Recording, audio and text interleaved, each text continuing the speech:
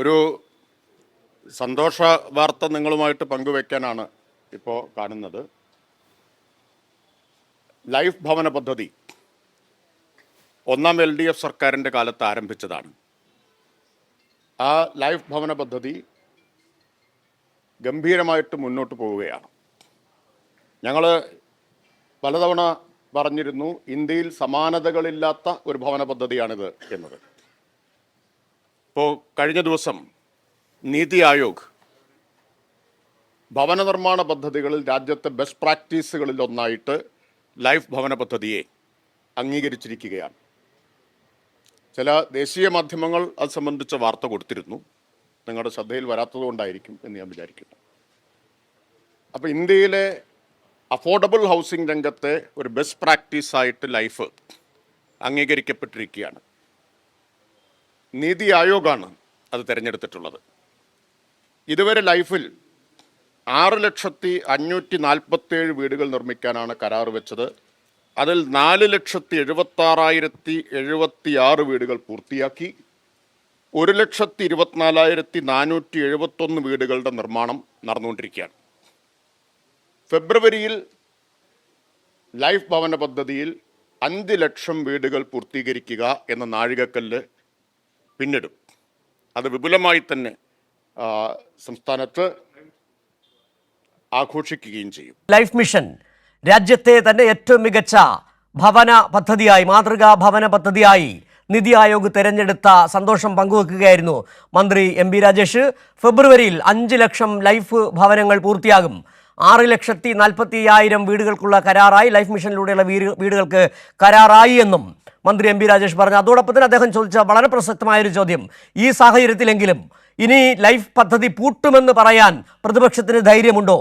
കഴിഞ്ഞ തെരഞ്ഞെടുപ്പിന് മുൻപാണ് അന്നത്തെ UDF കൺവീനറായിരുന്ന MM ഹസൻ മാധ്യമങ്ങളോട് പറഞ്ഞത്, UDF അധികാരത്തിൽ വന്നാൽ ലൈഫ് മിഷൻ അടക്കമുള്ള LDF സർക്കാരിൻ്റെ 4 പദ്ധതികളും 4 മിഷനുകളും, ആർദ്രം മിഷൻ അടക്കമുള്ള 4 മിഷനുകളും പൂട്ടിക്കെട്ടുമെന്ന് പറഞ്ഞത്.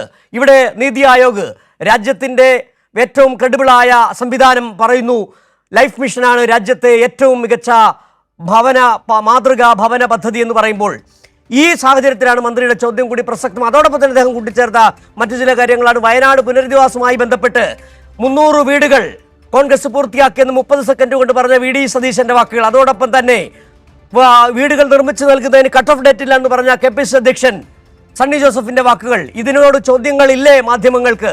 ഇങ്ങനെ ചോദ്യങ്ങൾ ചോദിക്കാതെ UDFനെ, പ്രതിപക്ഷത്തെ എന്തിനാണ് നിങ്ങളിങ്ങനെ വെള്ളപൂശുന്നുള്ള ചോദ്യം കൂടി മന്ത്രി MP രാജേഷ് ചോദിക്കുകയും ചെയ്തിട്ടുണ്ട്. ഏതായാലും ഇതുമായി ബന്ധപ്പെട്ട മന്ത്രി MP രാജേഷിന്റെ മാധ്യമങ്ങളോട് പറഞ്ഞതിന്റെ ലൈഫ് മിഷൻ കൈവരിച്ച നേട്ടത്തെക്കുറിച്ചുള്ള കൂടുതൽ വിവരങ്ങളുമായി ഇപ്പോൾ സാരംഗ് ചേരുന്നുണ്ട്. സാരംഗ്, വളരെ കൃത്യമായി തന്നെ മന്ത്രി പറഞ്ഞ ചില ചോദ്യങ്ങളുണ്ട്, ചോദിച്ച ചില ചോദ്യങ്ങളുണ്ട്, വ്യക്തമാക്കിയ ചില കാര്യങ്ങളുണ്ട്. ലൈഫ് പദ്ധതി രാജ്യത്ത് തന്നെ ഏറ്റവും മികച്ച മാതൃകാ പദ്ധതിയായി തെരഞ്ഞെടുത്തിരിക്കുന്നു നിതി ആയോഗ്. അദ്ദേഹം ചോദിച്ചു, ഈ സാഹചര്യത്തിലെങ്കിലും പ്രതിപക്ഷത്തിന് ധൈര്യമുണ്ടോ ലൈഫ് മിഷൻ പൂട്ടിക്കെട്ടുമെന്ന് പറയാൻ? എന്തൊക്കെയാണ് അദ്ദേഹം ചൂണ്ടിക്കാട്ടിയ മറ്റു കാര്യങ്ങൾ? ഷിജു, തീർച്ചയായും അത്തരത്തിൽ തന്നെയാണ്. അതായത് സംസ്ഥാന സർക്കാരിന്റെ നേതൃത്വത്തിൽ ഭവനരഹിതർക്ക് വീട് നിർമ്മിച്ചു നൽകുന്ന ലൈഫ് ഭവന പദ്ധതി വലിയ രീതിയിലുള്ള ഒരു നേട്ടം കൈവരിച്ചിരിക്കുന്ന ഒരു സാഹചര്യത്തിലാണ് എത്തിയിരിക്കുന്നത്. അതായത് നീതി ആയോഗിന്റെ ബെസ്റ്റ് പ്രാക്ടീസ് ആയി തെരഞ്ഞെടുക്കപ്പെട്ടു. അത് ദേശീയ തലത്തിലടക്കം ഒരു വലിയ നേട്ടത്തിന്റെ അല്ലെങ്കിൽ അംഗീകാരത്തിന്റെ നിറവിലാണ് ലൈഫ് പദ്ധതി നിലനിൽക്കുന്നത്.